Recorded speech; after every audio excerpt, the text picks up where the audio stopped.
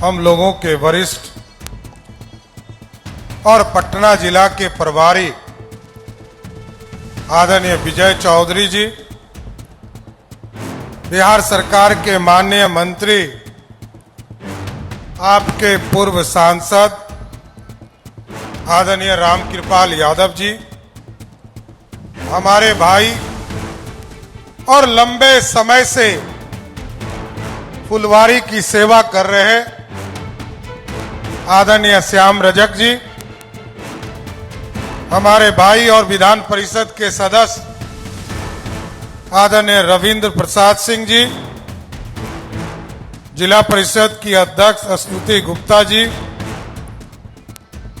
हमारे डीजीपी आदरणीय विनय कुमार जी, मेरे कार्यालय में मेरे सचिव लोकेश सिंह जी, यहाँ के आईजी जितेंद्र राणा जी, इस मंच पर उपस्थित रजनीश कुमार जी, विश्व सूत्री के उपाध्यक्ष भाई अशोक कुमार वर्मा जी, आदरणीय अशोक सिंह जी, चंदन यादव जी, राघवेंद्र कुशवाहा जी, यहाँ की प्रमुख ज्योति कुमारी जी, जिला परिषद की सदस्य अनीता देवी जी, पंचायत समिति की सदस्य अभय पासवान जी, इस्लामपुर के मुखिया रवि कुमार जी, चंदन रविदास जी, राम प्रवेश सिंह जी, रीता देवी जी, और इस मंच के सामने उपस्थित तमाम भाइयों, बुजुर्गों, नौजवान साथियों, छोटे छोटे बच्चों, माताएं, बहनों, आज साथियों सहयोग शिविर के साथ साथ जन कल्याण शिविर का भी आयोजन किया गया है।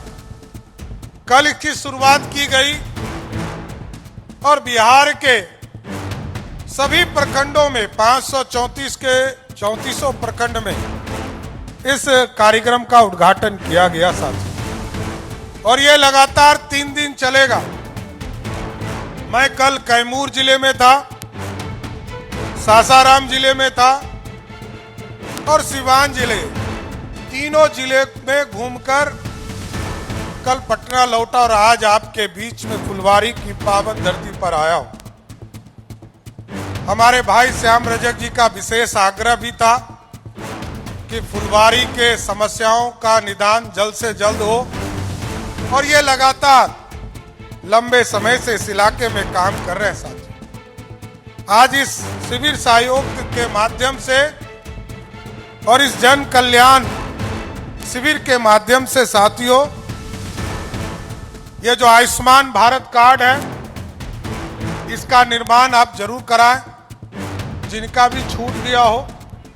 वैसे 90% से अधिक हमारे जितने परिवार हैं, उनके एक प्रमुख साथी का हम लोगों ने आयुष्मान भारत कार्ड बनाने का काम किया है। दिव्यांग कल्याण के लिए योजना चल रही है, उसके भी आवेदन आप दे सकते हैं। सामाजिक सुरक्षा जो पेंशन है, आदरणीय नीतीश कुमार जी ने जब मुख्यमंत्री रहते हुए बिहार में सामाजिक सुरक्षा का जो पेंशन था, आदरणीय मोदी जी और नीतीश जी ने मिलकर दोनों के राशि को, सबको दोनों ने मिलाकर राशि को सभी जो हमारे वृद्ध जन है, दिव्यांग जन है और हमारी विधवा बने हैं, सबके पेंशन को 400 रुपया से बढ़ाकर 1100 रुपया करने का काम किया साथियों। और हमें दुख हुआ इस शिविर में, इसलिए हमने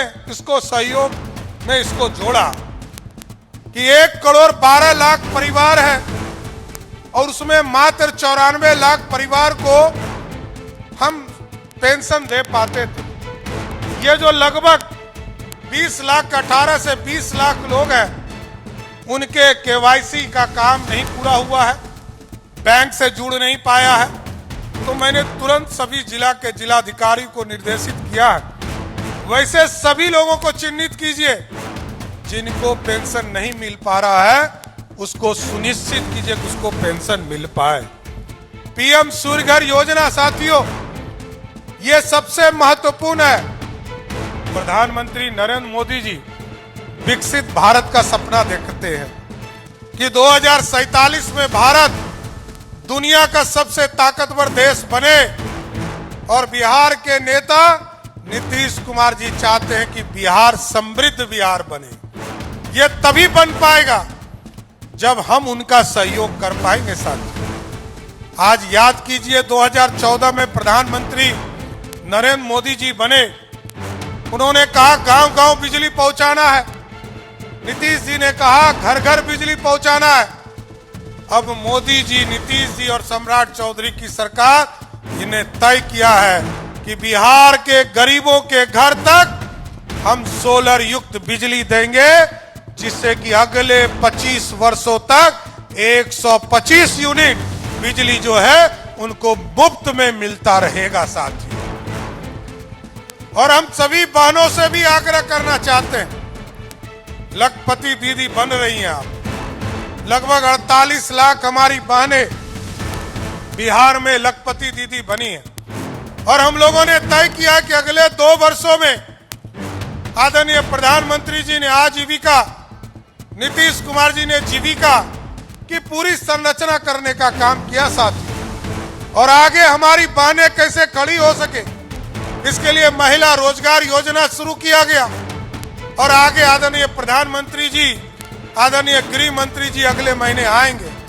जितनी बहनें हमारी बच गई है, जिनको राशि नहीं मिल पाया है, अगले 1 महीने में उनके खाते में भी राशि देने का काम हमारी सरकार करेगा साथियों। और इसके साथ साथ हम लोग का टारगेट है कि अभी 48 लाख हमारी बहनें बिहार में लखपति दीदी बनी है। हम लोगों का टारगेट है कि अगले 2 वर्षों में 1 करोड़ बहनों को लखपति दीदी बनाना है, जिससे कि वो आत्मनिर्भर हो सके, अपने बच्चों को पढ़ा सके, अपने परिवार को आगे ले जा सके, अपना भी घर अच्छा बना सके। इसकी पूरी संरचना करने का काम साथियों, क्योंकि प्रधानमंत्री आवास, अभी मैं देखा कुछ हमारे वरिष्ठ साथी को, हमारे कई बुजुर्गों को भी पक्का मकान देने का काम राज्य सरकार और भारत सरकार के द्वारा दिया गया। 2018 तक जितने भी लोगों को चिन्हित किया गया, और आपको जानकर खुशी होगी कि 1950 से लेकर 2014 तक जितने पक्के मकान बने, आदरणीय प्रधानमंत्री नरेंद्र मोदी जी के नेतृत्व में उससे दुगना घर, लगभग 4.5 करोड़ घर इस देश में पक्के बनाने का काम नरेंद्र मोदी की सरकार ने। और पिछले 20 वर्षों में नीतीश कुमार जी के नेतृत्व में, और मोदी जी 2014 में आए, उसके बाद आपको जानकर खुशी होगी कि पिछले 20 वर्षों में जितना घर बना, आपको जानकर खुशी होगी कि आजादी से लेकर 2005 तक जितने घर बने, उसके लगभग 6 गुना अधिक घर आदरणीय नीतीश कुमार जी और नरेंद्र मोदी की सरकार ने बनाया। लगभग 1 करोड़ से अधिक पक्के मकान बनाने का काम मोदी जी और नीतीश कुमार की सरकार ने किया है सर। अभी मैं इस कार्यक्रम में थोड़ा लेट हुआ, क्योंकि आदरणीय शिवराज सिंह चौहान जी आए थे, और उन्होंने आश्वस्त किया है हमें, चाहे वो मनरेगा का पैसा हो, लगभग 4000 करोड़ रुपया हमारा मनरेगा में भारत सरकार के पास हमको लंबित है, उनको भी, उस पर भी उन्होंने सहमति दी है कि 1 तारीख से जी राम जी का अभियान, महाअभियान शुरू होने वाला है, और उसमें लगभग 10,000 करोड़ का फंड का एलोकेशन हमारे लिए 9 महीने के लिए हुआ है, जिसमें 7,000 लगभग 6,700 करोड़ रुपया भारत सरकार देगा, और लगभग 3,000 से अधिक करोड़ रुपया हम राज्य सरकार से देंगे। 10,000 करोड़ रुपया जी राम जी के इस कार्यक्रम में शुरू करने वाले। लेकिन उन्होंने आश्वस्त किया कि 30 जून तक जो बिहार का बकाया लगभग 4,000 करोड़ रुपया है, उसको बिहार की सरकार को भारत सरकार देने का काम करेगा और बिहार में जो काम हुए उसको आगे बढ़ाने का काम करेगा। सर आज साथियों मैं इस सहयोग कार्यक्रम में आया हूं, एक जरूर रिपोर्ट कार्ड देना चाहता हूं। आज लगभग अभी तक 3,25,000 आवेदन प्राप्त हुए बिहार में, क्योंकि इसका नियम बहुत सख्त है। पहला जब आवेदन आप देते हैं तो 10 दिन तक यदि कोई ऑर्डर नहीं हुआ तो मेरे मुख्यमंत्री कार्यालय से पहला नोटिस वैसे पदाधिकारी वैसे कर्मचारी को जाता है कि आप तुरंत ऑर्डर करके जो लाभुक हैं उनको लाभ देने का काम करें, आवेदन का निष्पादन करें। यदि वो 20 दिन तक उसने आदेश नहीं किया तो दूसरा नोटिस हमारा कार्यालय देता है और तीसरा और अंतिम चेतावनी 25 दिन के बाद जाता है। 25 दिन के बाद यदि उसने ऑर्डर नहीं किया तो उसको तीसरा नोटिस हमारा जाता है और चौथा उसको नोटिस नहीं जाता है। 30 दिन में यदि ऑर्डर नहीं किया तो 31वें दिन वैसे पदाधिकारी को मुख्यमंत्री के आदेश से करने का आदेश हमने दिया है साथियों, जिससे बिहार के लोगों को लाभ मिल सके। और आपको जानकर खुशी होगी कि 3,25,571 आवेदन कल रात्रि तक प्राप्त हुए थे। उसमें से 2,75,338 आवेदन निष्पादित किए गए। 88.64% जो आवेदन थे उसको निष्पादित किया गया। और जो बिहार की स्थिति है, लगभग 9,000 लोगों को हमारी सरकार ने नोटिस भी देने का काम किया है, पहला नोटिस। और लगभग 350 लोगों को 350 पदाधिकारी को दूसरा नोटिस भी देने का काम किया है। लेकिन सबसे ज्यादा सुकून की बात है मेरे लिए कि 25 दिन के बाद जो तीसरा नोटिस जाता है और अंतिम चेतावनी है, पूरे बिहार में सिर्फ एक पदाधिकारी को दिया गया है। इसका मतलब है कि 25 दिन में 99.99% जो है बिहार की जनता का काम करना शुरू कर दिया है। ये सबसे खुशी की बात है। और आगे भी इसकी भी समीक्षा कराऊंगा। लगभग 9,000 ऐसे ऑर्डर हुए हैं जिसमें लोगों ने असंतुष्टता जाहिर किया है और जो लोग असंतुष्ट हैं उनके भी आदेश का हम सुपरवाइज कराएंगे और सुपरवाइज कराकर जो दोषी पदाधिकारी हैं उनके खिलाफ कार्रवाई करने का काम हमारी सरकार करेगा। लेकिन साथियों मैं आज आया हूं आपके बीच। अभी आदरणीय श्याम रजक जी का एक आग्रह था, 2 मांग उन्होंने रखा और हमारे लिए भी महत्वपूर्ण है। हमारे लिए भी एक नया बाईपास बन जाएगा कि नत्थुपुर सड़क से एम्स गोलंबर को जोड़ा जाए। तो मैं जरूर आश्वस्त करता हूं कि इसको जोड़ने का प्रक्रिया हम शुरू करेंगे साथियों। और दूसरा जो सबसे महत्वपूर्ण है, क्योंकि मैं शिक्षा के मंदिर को बनाने का काम शुरू कर दिया हूं सर। और मैंने कहा है सभी प्रखंडों में जो आदरणीय तत्कालीन मुख्यमंत्री नीतीश कुमार जी ने कहा है मॉडल स्कूल बनाना है, सरस्वती विद्या निकेतन बनाना है, हम आपको स्वस्थ करते हैं।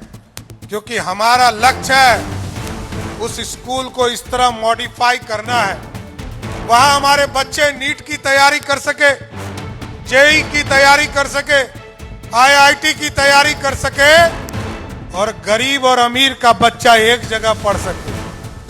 क्योंकि हमारा लक्ष्य है जिस दिन ऐसी व्यवस्था खड़ा हो जाए, क्योंकि ये मॉडल स्कूल नीतीश कुमार जी ने सपना देखा था और इस सपने को जमीन पर लाना है और जमीन पर लाने का काम हमारी सरकार ने शुरू कर दिया है साथियों। मैं जरूर आश्वस्त करता हूं क्योंकि मेरा सपना है जिस दिन विधायक सांसद का बेटा कॉन्वेंट स्कूल से नाम कटाकर इस मॉडल स्कूल में पढ़ने लगेगा और गरीब का बच्चा भी इस स्कूल में पढ़ेगा, उसी दिन मेरा सपना साकार होगा। क्योंकि गरीब के साथ, गरीब के बच्चे के साथ अमीर का बच्चा पढ़े, और यह तभी होगा जब क्वालिटी आएगी, और क्वालिटी देना है। इसलिए हमने सभी जिलाधिकारी से आग्रह किया, रिक्वेस्ट किया है कि ऐसी स्कूल की संरचना खड़ा कीजिए जिसमें कि सारी चीजों की व्यवस्था हो सके। अभी आदरणीय श्याम जी ने कहा कि यहां पर एक हाई स्कूल है, ये मध्य विद्यालय उत्क्रमित है, उसको +2 का दर्जा दिया जाए। मैं जरूर इनसे अभी आवेदन ले लेता हूं। ये जो नदियावा का जो मध्य विद्यालय है, इसको +2 करने का काम हमारी सरकार करेगा साथियों, और इसको व्यवस्थित करने का काम करेगा। और सबसे बड़ी चिंता रहती है बिहार में कानून का राज स्थापित रहे, सुशासन स्थापित रहे। नीतीश कुमार जी ने न्याय के साथ बिहार में विकास किया है साथ, बिहार में समृद्धि का रास्ता खोला है। नीतीश जी स्पीडी ट्रायल चलाकर कार्रवाई करते रहे। मैं थोड़ा सख्ती के साथ कार्रवाई करना चाहता हूं, इसमें कहीं दो मत। अब वो पूरी तरह सख्ती करना है। इसलिए मैंने कहा, अपराधी यदि हमारे पुलिस को कोई चैलेंज करता है, हमारी यहां बहनें बैठी हैं, हजारों की संख्या में हमारी बहनें बैठी हैं। मोदी जी और नीतीश जी आपके गार्जियन के तौर पर काम कर रहे थे, ये सम्राट चौधरी आपके भाई के तौर पर बिहार में काम कर रहा है। आपको आश्वस्त करते हैं, आपकी सुरक्षा के लिए सारी हदें पार करूंगा, लेकिन बिहार में सुशासन स्थापित करना है। और क्योंकि कोई अपराधी यदि हमारे पुलिस को चैलेंज करता है, अब कल एक मैंने देखा वीडियो, मैं अभी सवेरे से चिंतित था कि मेरे ही पुलिस वाले को कोई हथियार दिखा रहा है और पुलिस कार्रवाई नहीं कर रहा है, तो अभी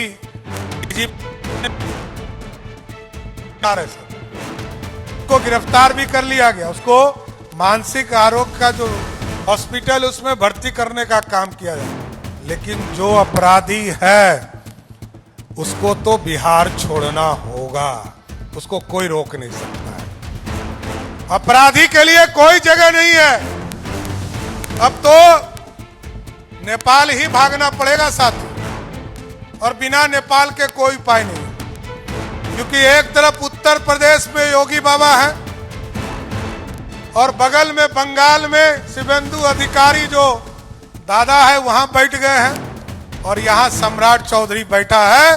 कोई माइका लाल किसी भी कीमत पर बिहार में कानून के साथ खिलवाड़ नहीं कर सकता है साथियों। इसलिए मैं पूर्ण रूप से आपको स्पष्ट करता हूं, सुशासन स्थापित रहे।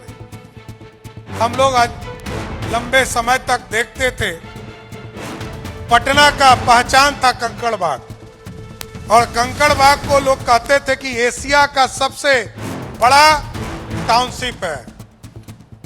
जो 60-70 के जमाने में काम शुरू हुआ और धीरे धीरे वो अब स्लम का इलाका बन चुका है। अब वो टाउनशिप नहीं रहा। मेरे को तो जब मैं नगर विकास मंत्री रहा तो उसके पानी निकालने में ही हमको बहुत समस्या होती है। अब धीरे धीरे वो सेटल किया है, लेकिन अब हम टाउनशिप भी बना रहे हैं। आदरणीय श्याम जी, रामकृपाल जी, कई वरिष्ठ साथी हमसे मिले थे। लोगों ने कहा कि आप जो टाउनशिप बना रहे हैं, क्योंकि बड़ा टाउनशिप बना रहे हैं, क्योंकि पटना का पहचान एक नए शहर पाटलिपुत्रा के नाम से होना चाहिए। लोग कई लोग मुद्दा बनाते हैं कि ये मगध का राजधानी था, इसका नाम पाटलिपुत्रा था, इसका नाम बदल देना चाहिए। मैंने तो इससे बड़े पटना की कल्पना की है और उसका नाम भी पाटलिपुत्रा रखने का काम किया है साथियों।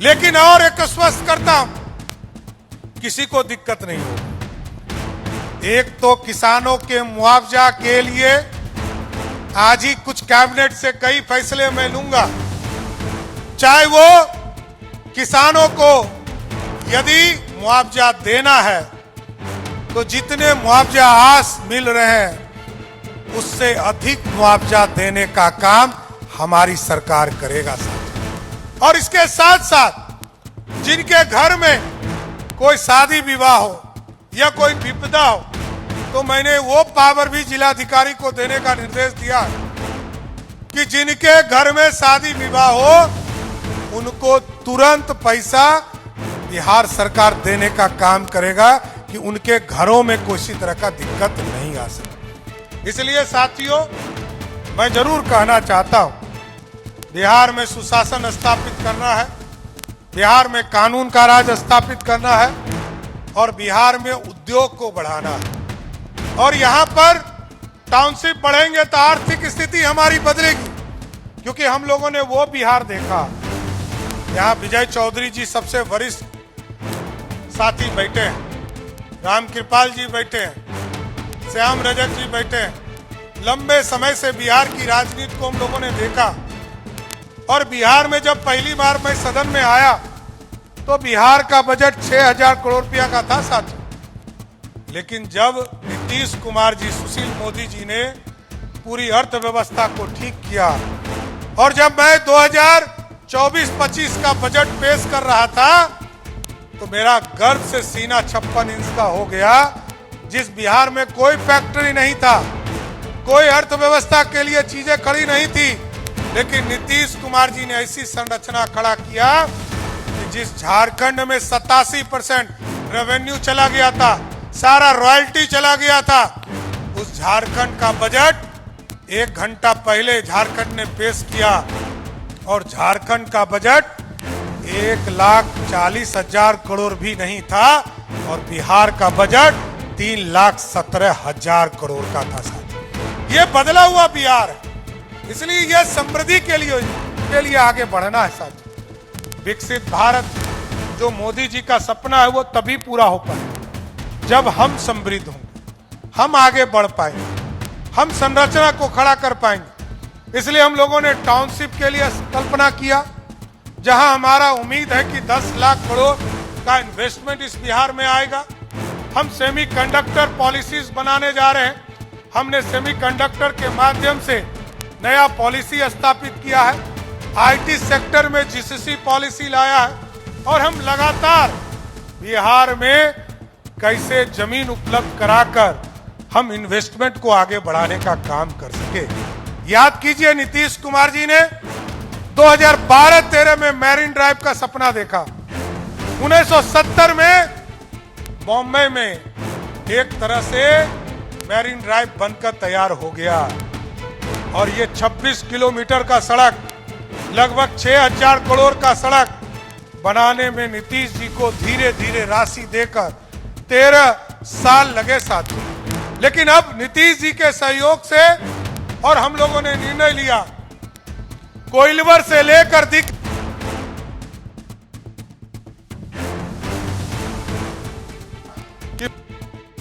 भागलपुर तक 83 किलोमीटर का मैरीन ड्राइव बनाएंगे, जो लगभग 17,000 करोड़ का ये पूरा मैरीन ड्राइव होगा और इसको अगले 3 वर्षों में पूरा करने का काम हमारी सरकार करेगी। और ये सारा पीपीपी मोड पर करूंगा साथियों। ये सारे चीजों को हम लोग पीपीपी मोड से बढ़ने का काम करेंगे। अभी कई लोग इन्वेस्टमेंट के लिए बिहार आ रहे हैं और सबसे आईजीएमएस को सुधारा, एनएमसीएच को सुधारा, कई हॉस्पिटल बनाने का काम किया। अब आगे और संरचना खड़ा करना है। नीतीश जी ने सारे जिले में ऐसी व्यवस्था खड़ा किया है कि सब जिले में हॉस्पिटल बनाना है। आज कई प्रेजेंटेशन हो रहे हैं और हम लोगों ने तय किया है कि सभी जिला में एक मेडिकल कॉलेज बनाएंगे।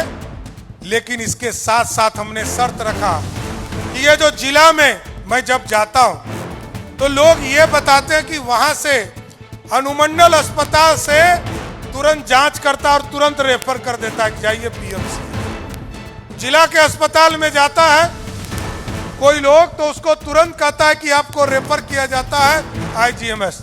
मैंने कहा है 15 अगस्त से ऐसी व्यवस्था, कोई मेजर बीमारी है तो जरूर आप आईजीएमएस और पीएमसीएच भेजिए। लेकिन कोई यदि मेजर बीमारी नहीं है तो हर हालत में अनुमंडल के अस्पताल में इलाज कराना है और जिला के अस्पताल में कराना है। और जो पदाधिकारी, जो डॉक्टर रेफर करने का काम करेगा उसके खिलाफ जरूर कार्रवाई हमारी सरकार करने का काम करेगी। बिहार को जानता नहीं है लोग। बिहार ऐतिहासिक धरती है साथियों। बिहार के लोग 200 वर्षों तक इस देश पर राज करते रहे।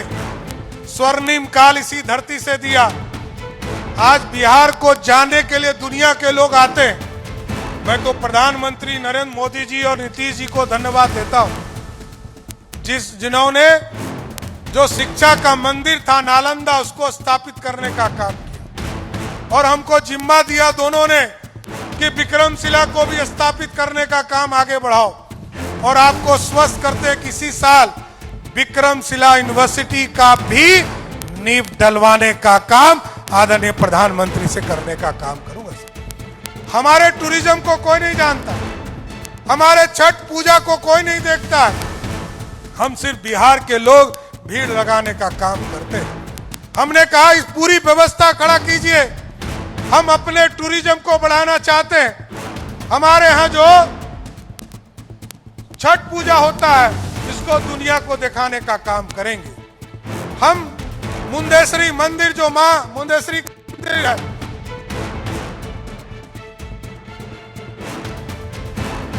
मां का, उसको दिखाने का काम करेंगे। हरिहरनाथ मंदिर है, इसको दिखाने का काम करेंगे दुनिया को। इसके लिए कॉरिडोर बनाने का काम करेंगे। हमारे यहाँ सावन का मेला होता है। इस देश में इससे बड़ा सोशलिज्म दुनिया में कहीं नहीं हो सकता है। जल सब लेते हैं, सबकी बोली एक ही होती है, बोल बम, और सबका मकसद एक ही होता है, भोले बाबा को जल चढ़ाना। सबका मकसद एक। इससे बड़ा दुनिया में सोशलिज्म कहीं नहीं हो सकता है। इसलिए साथियों, मैं तो अपने टूरिज्म को पूरी तरह दुनिया को दिखाना चाहता हूं। मां सीता का मंदिर बन रहा है, विष्णुपद मंदिर का कॉरिडोर बनाने का काम कर रहे हैं। हम भगवान बुद्ध की धरती को, जहां ज्ञान प्राप्ति हुआ, उसके कॉरिडोर को बनाने का काम करेंगे। नालंदा का जो अवशेष है उसको भी दुनिया को दिखाने का काम करेंगे। क्योंकि अब दुनिया में हम 14 करोड़ की आबादी वाले प्रदेश है। और यदि दुनिया में देश बन जाए तो छठा या सातवां देश ये बिहार होगा। इतनी आबादी है। तो हमारी आबादी का लाभ हमको मिल सके, इस पूरी संरचना पे काम कर रहे हैं। इसलिए साथियों, आज इस कार्यक्रम में आने का मौका मिला और लगातार मैं प्रदेश के सभी जगह जाकर इस सहयोग कार्यक्रम में शामिल होता हूं। और जन कल्याण शिविर कल तक चलेगा। जरूर इसका लाभ लेने का काम कीजिए, क्योंकि बिहार आपके स्वस्थ रहने से आगे बढ़ेगा। आपकी समृद्धि से बिहार बदलेगा और आपको जो सरकार की योजना है इसका लाभ मिलेगा, तभी बिहार बदलेगा।